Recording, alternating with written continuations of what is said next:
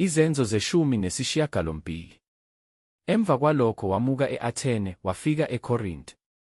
Wafumana khona umJuda othile ogama lakhe lingu-Akwila wasePontu ngokuzalwa, owayesanda kufika ephuma e-Italiya, enoPrisila umkakhe, ngenxa yesimemezelo sikaKlawudiyu sokuba bonke abaJuda bamuke eRoma. Weza kubo, lokhu wayemsebenzi munye nabo, wahlala nabo, basebenza.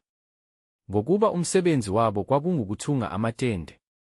Washumayela esinagogeni ngamaSabatha onke, wazuza abaJuda namaGreki.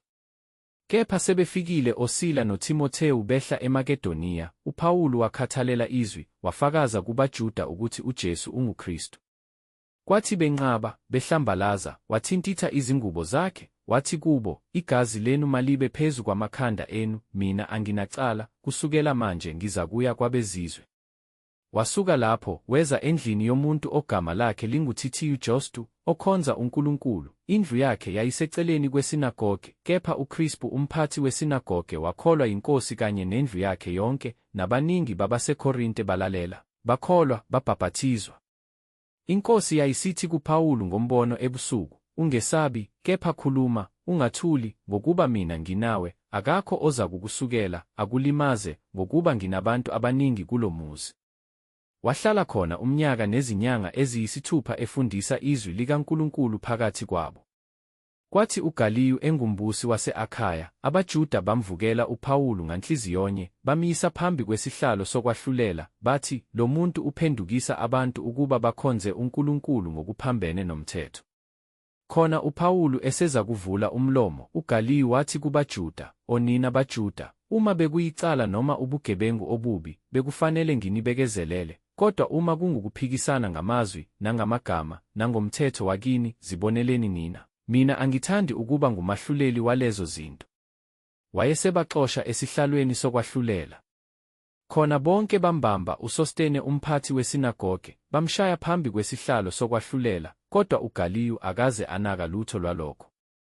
Kepha uPawulu esehlale khona izinsuku eziningi, wavalelisa kubazalwane, wamuka ngomkhumbi, waya eSiriya kanye noPrisila no-Akwila, esegundile ikhanda lakhe eKenikreya, ngokuba wayezibophe ngesifungo. Wehlela e-Efesu, wabashiya khona, kepha yena wangena esinagogeni, washumayela kubaJuda. Kwathi bemncenga ukuba ahlale khona isikhathi esidana, akaze avuma, kepha wavalelisa wathi, "Ngizakubuyela futhi kini, uma uNkulunkulu evuma." Wayesesuka e-Efesu ngomkhumbi, 22 esefikile eKesariya wakhuphuka wabingelela ibandla, wehlela e-Antiyokiya. Esehlale khona isikhathi esithile wamuka wadabula izwe laseGalathiya nelaseFrigiya ngokulandelana, eqinisa bonke abafundi. UmJuda othile ogama lakhe lingu-Apholo, wase-Aleksandriya ngokuzalwa, indoda efundileyo nenamandla emibhalweni, wehlela e-Efesu.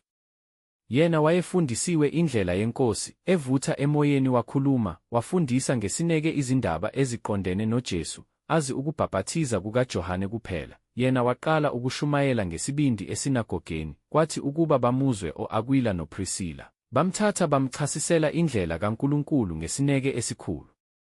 Esethanda ukudlulela e-Akhaya, abazalwane balobela abafundi bebayala ukuba bamamukele. Esefikile wabasiza kakhulu abakholwayo ngomusa, ngokuba waphikisa abaJuda ngamandla phambi kwabantu, ekhomba ngemibhalo ukuthi uJesu unguKristu.